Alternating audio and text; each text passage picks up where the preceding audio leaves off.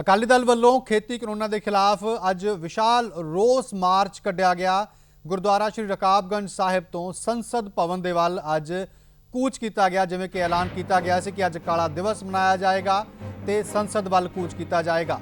ਉਸੇ ਤਰ੍ਹਾਂ ਅੱਜ ਗੁਰਦੁਆਰਾ ਸ਼੍ਰੀ ਰਕਾਬਗੰਜ ਸਾਹਿਬ ਤੋਂ ਹਜ਼ਾਰਾਂ ਦੀ ਗਿਣਤੀ ਵਿੱਚ ਲੋਕ ਇਕੱਠੇ ਹੋਏ ਸੰਸਦ ਭਵਨ ਵੱਲ ਕੂਚ ਕੀਤਾ ਗਿਆ। ਸ਼੍ਰੋਮਣੀ ਅਕਾਲੀ ਦਲ ਦੇ ਪ੍ਰਧਾਨ ਸੁਖਬੀਰ ਸਿੰਘ ਬਾਦਲ ਦੀ ਅਗਵਾਈ ਦੇ ਵਿੱਚ ਇਹ ਰੋਸ ਮਾਰਚ ਕੱਢਿਆ ਗਿਆ।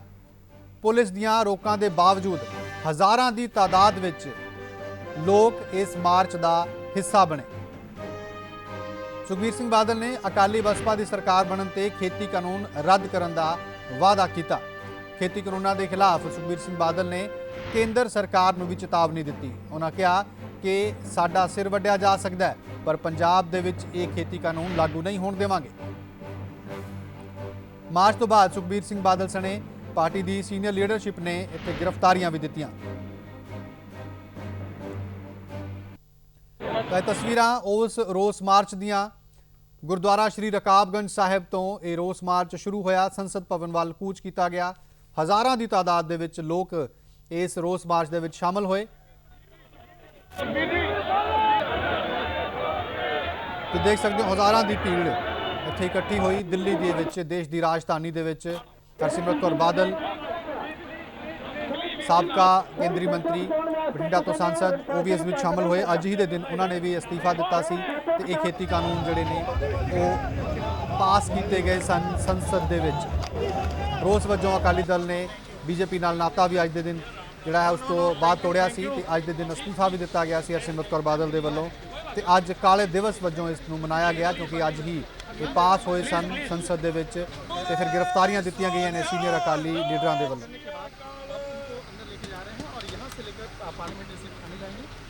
तो सुखबीर सिंह बादल, हरसिमरत कौर बादल, इस तो अलावा सीनियर अकाली नेता जिहड़े ने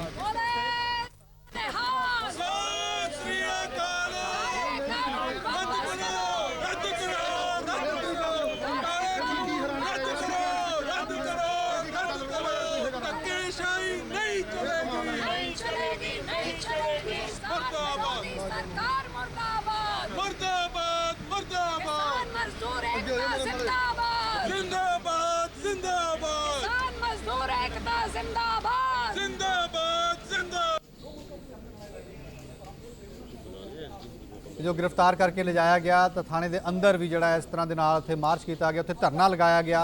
शांतिपूर्ण तरीके दे नाल सारा रोस मार्च कढ़िया गया, शांतिपूर्ण तरीके दे नाल धरना लगाया गया। दिग्गज आगुआं दे वल्लों गिरफ्तारी दी गई तो थाने के अंदर दीयां दूजे पासे तुसीं तस्वीरां देख रहे हो, शांतिपूर्ण तरीके नाल इत्थे धरना लगाया गया। सीनियर अकाली लीडर जिहड़े सारे इत्थे नज़र आ रहे हैं, जिन्हां दे वल्लों इत्थे पहलां धरने शमूलीयत की गई। हज़ारां की गिनती में लोग पहुंचे सन ते सारे सीनियर लीडर्स ने अपनी गिरफ्तारी भी दी। थाने में जाके शांतिपूर्ण तरीके नाल धरना भी दिता इन्हां खेती कानूनों के खिलाफ।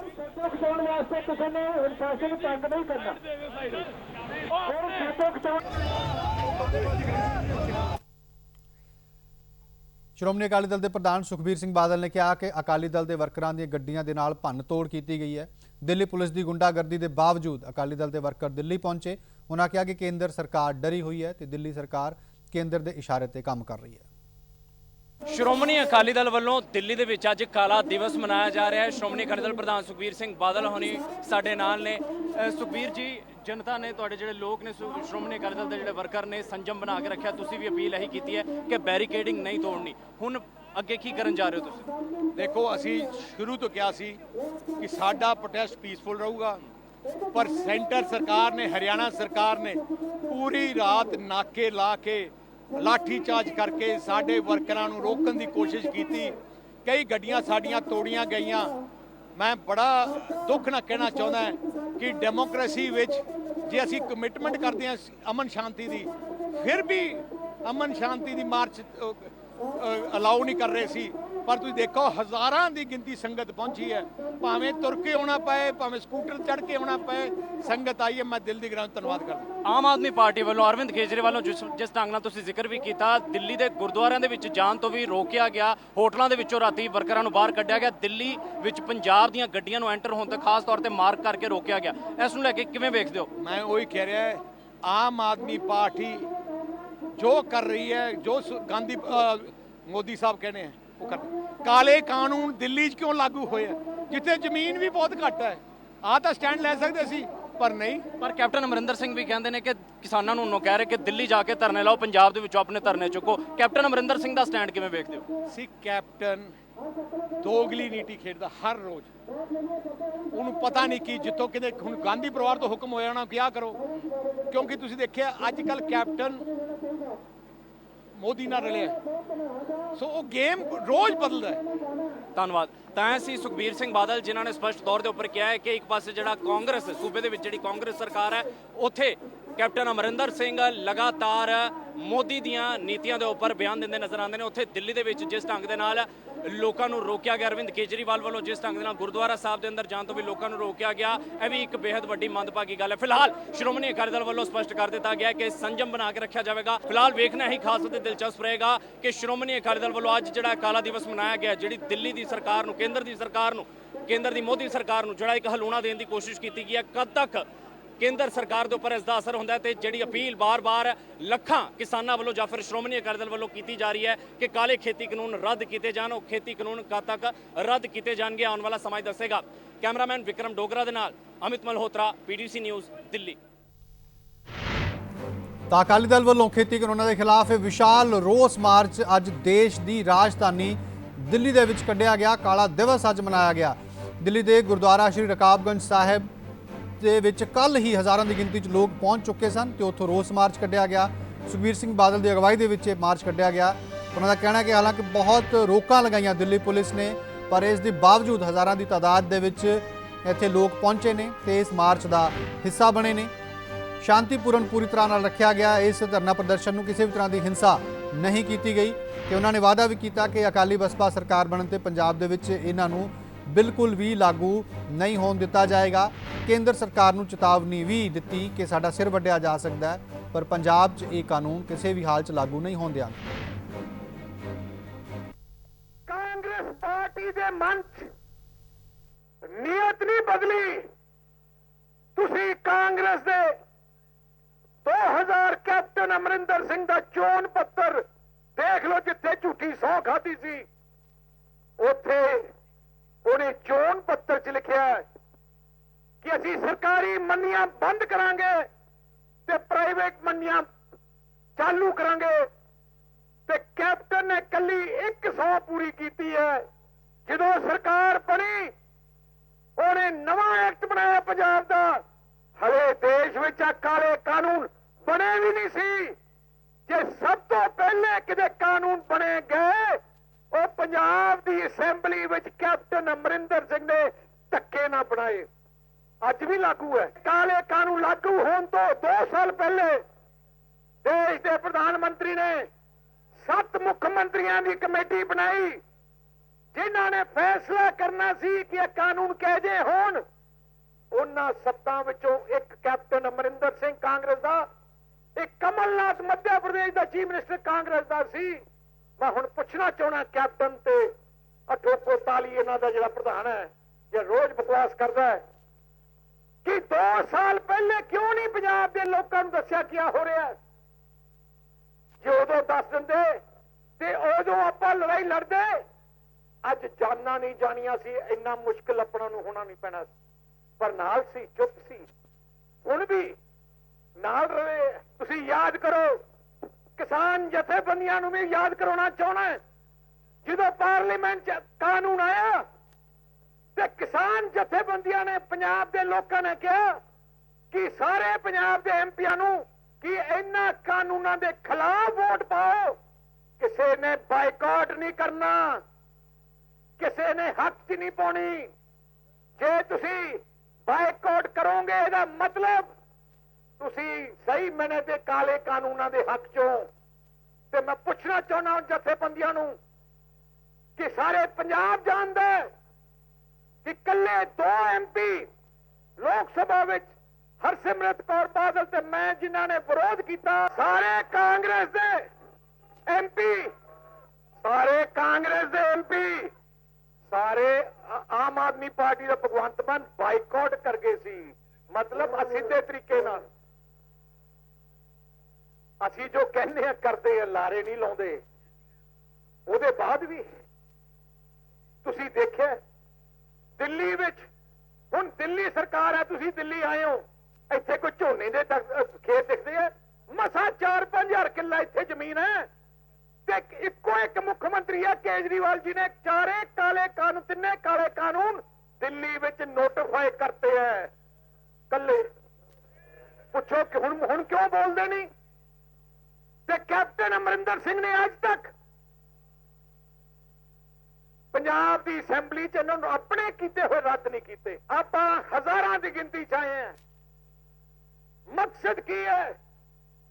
ਇਸ ਹਕੂਮਤ ਨੂੰ ਦੱਸਣ ਵਾਸਤੇ ਕਿ ਪੰਜਾਬ ਦੀ ਜਨਤਾ ਨਹੀਂ ਟਿਕੂਗੀ, ਦੇਸ਼ ਦੇ ਕਿਸਾਨ ਨਹੀਂ ਟਿਕਣਗੇ ਜਦੋਂ ਤੱਕ ਇਹ ਤਿੰਨੇ ਕਾਲੇ ਕਾਨੂੰਨ ਨਹੀਂ ਰੱਦ ਹੁੰਦੇ।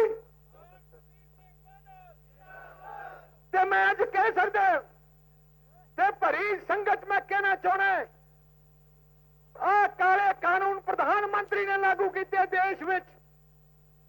ਤੁਸੀਂ ਪੰਜਾਬ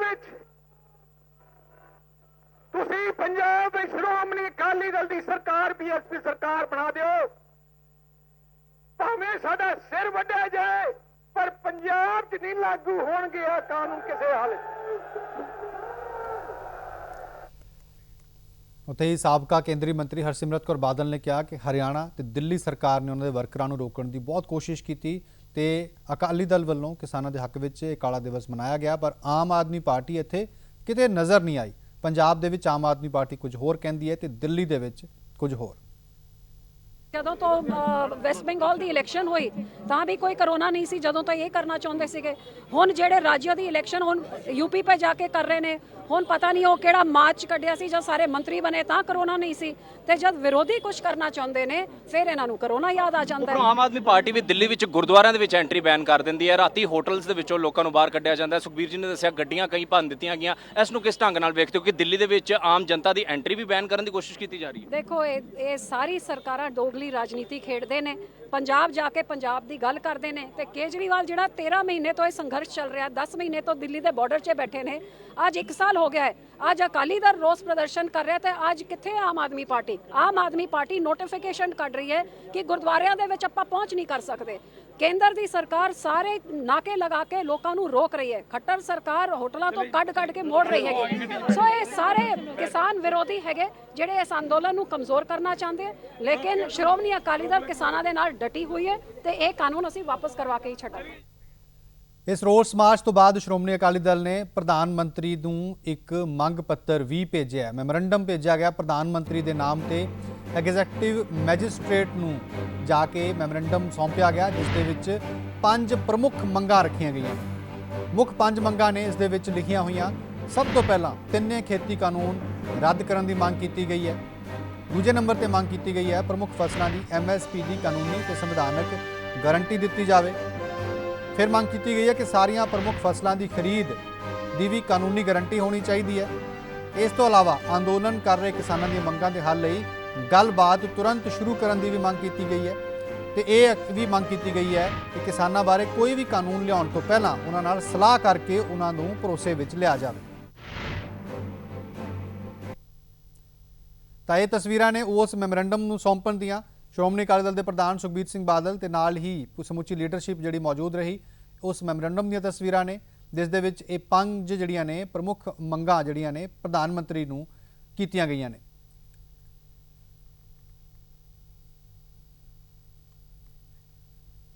ਤਾਂ 5 ਪ੍ਰਮੁੱਖ ਮੰਗਾਂ ਕਿਹੜੀਆਂ ਨੇ ਉਹ ਤੁਹਾਨੂੰ ਦੱਸ ਦਿੰਦੇ ਆ।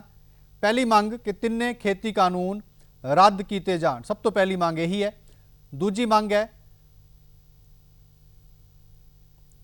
ਕਿ ਪ੍ਰਮੁੱਖ ਫਸਲਾਂ ਦੀ MSP ਦੀ ਕਾਨੂੰਨੀ ਤੇ ਨਾਲ ਸੰਵਿਧਾਨਕ ਗਾਰੰਟੀ ਵੀ ਦਿੱਤੀ ਜਾਣੀ ਚਾਹੀਦੀ ਹੈ ਕਿਸਾਨਾਂ ਨੂੰ। ਇਸ ਤੋਂ ਇਲਾਵਾ MSP ਦੇ ਨਾਲ ਸਾਰੀਆਂ ਪ੍ਰਮੁੱਖ ਫਸਲਾਂ ਦੀ ਖਰੀਦ ਹੋਵੇ, ਇਸ ਦੀ ਵੀ ਕਾਨੂੰਨੀ ਗਾਰੰਟੀ ਕਿਸਾਨਾਂ ਨੂੰ ਦਿੱਤੀ ਜਾਣੀ ਚਾਹੀਦੀ ਹੈ। ਅੰਦੋਲਨ ਕਰ ਰਹੇ ਕਿਸਾਨਾਂ ਦੀਆਂ ਮੰਗਾਂ ਦੇ ਹੱਲ ਲਈ ਗੱਲਬਾਤ ਤੁਰੰਤ ਸ਼ੁਰੂ ਕੀਤੀ ਜਾਵੇ, ਇਹ ਚੌਥੀ ਮੰਗ ਕੀਤੀ ਗਈ ਹੈ।